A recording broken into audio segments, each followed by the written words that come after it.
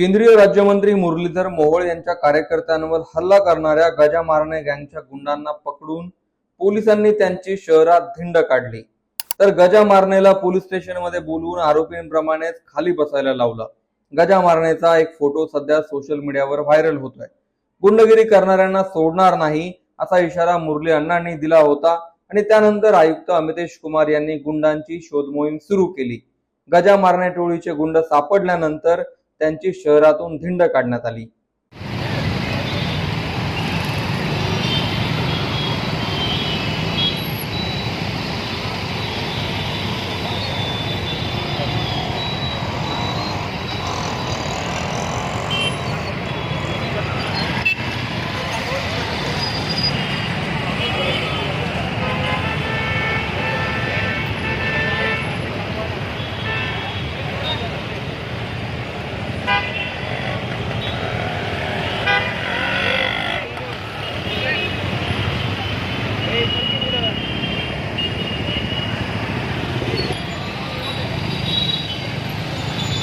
आपल्याकडे जो गुन्हा दाखल होता कोथरूड पोलीस स्टेशनला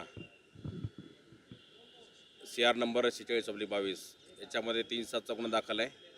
त्या गुन्ह्यामध्ये ऑलरेडी 3 आरोपी आपण अटक केलेले आहेत।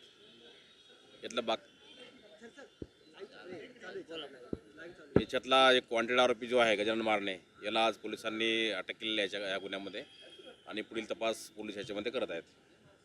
कुठून अटक केली आहे त्याचा मौका लागलेला आहे का? किती आरोपी आहेत सगळे? आपल्याकडे ह्या गुन्ह्यामध्ये एकूण 3 आरोपी अटक आहेत ऑलरेडी। हा 4था आरोपी आहे आणि अजून 2 आरोपी आहेत। याच्यामध्ये पाहिजे असलेले आरोपी वॉन्टेड आरोपी आहेत।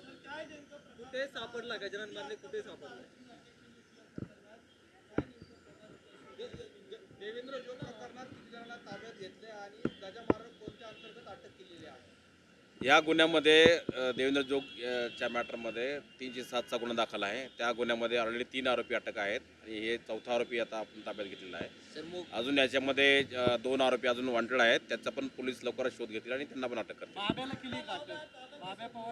अजून वॉन्टेड आहेत। अजून वॉन्टेड आहेत। ते आता पोलीस तपासाचा भाग आहे। आता ह्या स्टेजला तुम्हाला काही सांगणार नाही, परंतु पोलीस तपासामध्ये बाकीच्या गोष्टी नंतर पुढे निष्पन्न होतील।